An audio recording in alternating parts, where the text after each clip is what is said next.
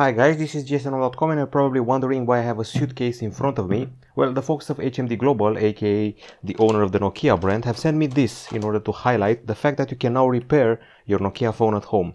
This is the Nokia G22, but the same goes for the Nokia G42. There are two recycled material phones that are easy to repair at home, and they send me this leaflet telling me about the project called Quick Fix. And we also have this, how to repair everything, a practical guide, plus a bunch of keys to make sure that the suitcase is fully protected. Now, the more interesting part of what's inside the suitcase is this iFixit kit. So let's put the suitcase aside for now and see what it's all about. So lately we've been seeing a lot of repair yourself and repair at home initiatives. We've seen Apple do it, we've seen Samsung do it, now we're seeing Nokia do it. Well, this kit here should help you do everything at home. I mean, replace the battery, the screen, the back side, the back panel, and also maybe even replace the connector, the troublesome USB-C connector that sometimes may fail. Hopefully not. Okay, so here in this iFixit box you have the welcome to the repair revolution. Online you'll be able to find a bunch of guides used to repair your phone, the G22 included. Now, this is the crucial box that holds the pieces needed to do the proper repair. So you got this here, this sucker as they call it, used to pry the back cover from the back side after heating it up. You also have the cutter here, and of course the most important one is this magnetic tool, which you can attach these tips to, or nips, or whatever you want to call them, in order to open up a variety of screws. There are the guitar picks here used to remove the backside, and this is also a tool used to pry open parts of the device. Okay, so this is a tweezer if I remember correctly, and this one is called a spudge, I think. Should also help you with the repair and accessing the more troublesome components. Still getting accustomed to it. I've only seen them in, well, jerry-rig materials so far, so it's nice to see them in person for once. I have to admit that I've seen this kit before. It's being sold by various retailers online, including in my own country, Romania, Eastern Europe. So the idea is that using this kit you should be able to gain more power over your phone and, well, repair it at home. That's the core idea, and spare yourself a trip to the local service. Okay, hopefully I will get this inside properly. And let's get back to the actual unboxing. The actual phone doesn't offer anything special here because I've got rid of the charger, so all you see inside the box is the manual, a key here used to access the slots, and a cable which goes from USB-C to USB-C. The packaging is fully recyclable, as you can probably already tell. Built to last with recycled materials and quick fix repairability. The phone itself is, from what I know, 70% recycled material that applies to its chassis, which you can see here. I'm actually shocked to see a glossy plastic back panel. Haven't seen one in a while. Nowadays they're all matte. We also have a case bundled with the phone, which is pre-applied, and I'm going to fire it up. I'm not going to focus too much on the phone, but rather on the whole initiative of repairing your phone at home. The handset itself is your typical entry-level budget handset.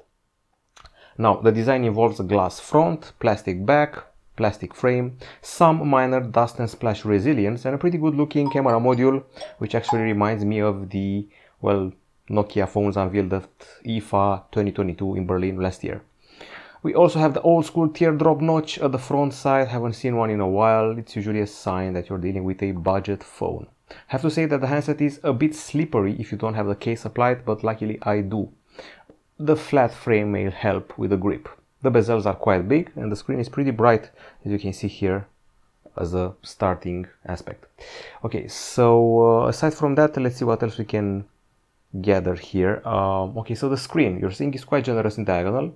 It's an IPS LCD, 6.5 inches, HD plus resolution, not Full HD, but HD plus. There is Gorilla Glass 3 protection for some reason and 90 Hz refresh rate, once again, for some reason. Now the CPU is a bit of a compromise. It's an Unisoc T606. I've seen Unisoc last time on a Galaxy Tab Lite tablet, affordable one.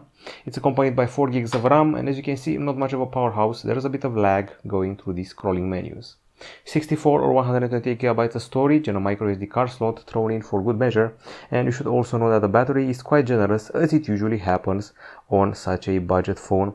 I'm talking about a 5050 mAh unit, and it has a 20-watt wired charging. We also have one singular speaker here. You can see it at the bottom. We also have an audio jack and an USB-C port. The side holds a fingerprint scanner, which is embedded in the power button here, and just so you can see the battery here displayed, and here you can see the CPU I just mentioned of the Unisoc variety. Okay, so other things. Well, on the connectivity front, we're dealing with a 4G handset, which provides you with Wi-Fi dual band. There is a Bluetooth 5.0, GPS, GLONASS, Galileo, NFC, and even good old FM radio. I actually had to double check that, but you can find it here. FM radio, most likely aided by a pair of headphones. USB is USB-C 2.0 actually, if you're wondering about the version. And if you want to talk about the cameras, well, I'm going to have to address this cutout here. It's an 8 megapixel shooter in this teardrop notch with Full HD capture and f2.0 aperture. The good looking camera module on the back side is actually a triple camera setup, which is actually not half bad for the price you're paying, which is, by the way, around $150 in my country. We have a 50 megapixel main camera, 2 megapixel macro, 2 megapixel bokeh, a rather typical package with AI and LED flash. Now, one thing I find odd for Nokia, I've been saying it from day one, is the way they're placing their more section. Usually you have to scroll all the way up to find the more section of the camera. Here it's all the way to the bottom.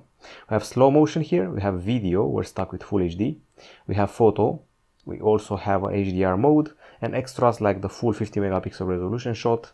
This is the portrait department, and the night mode, and finally the more section I promised with panorama, time-lapse and macro. Not much to write home about. Budget phones usually compromise on this aspect, so yeah. Now, software-wise, it's Android 12, not even 13, and it's got, well, I wouldn't say it's got a Nokia touch, it's got a stock touch, so yeah, there's that. It's Android 12 here. We got the news feed here, the leftmost one. We got the swiping in order to go around the menus, to go back, to go home, to go to the recents. And I would say that we don't have much bloatware, which is always good news. Actually, they put all the pre-installed apps in the folder here. LinkedIn, Netflix, Spotify, ExpressVPN, and Quick GoPro plus Booking.com. Okay, so that's it in a nutshell. I hope I didn't forget anything. You should probably know the things you can replace for this phone. I'm talking about the screen, broken screen for example. I'm talking about the charging port at the bottom, the battery, and the back cover. That's about it. Now the back cover costs 24 euros, the battery 24 as well, and the charging port 19.95 euros. The display costs the most. This one is priced at around 49.95 euros. That's how much it costs to replace. Luckily we have a kit here. We have this iFixit kit and everything should be alright, but be careful, be advised, and always check the online guide. We have video guides, we have well, photo guides and text guides, so you should know what you're doing here. So yeah, this toolkit can also service laptops, tablets, key fob wearables and smart home stuff, so usually it's nice to have one around the house. Mine is a promotional press kit, so don't expect to get one with the phone, but you will find them at retailers worldwide. That's it from us right now. This has been the unboxing of the easy to repair, quick fix Nokia G22 entry level phone. We'll be back with more details pretty soon, including camera tests and whatnot. This is it from GSMdome.com. Don't forget to subscribe, like and share what we're doing here. Goodbye.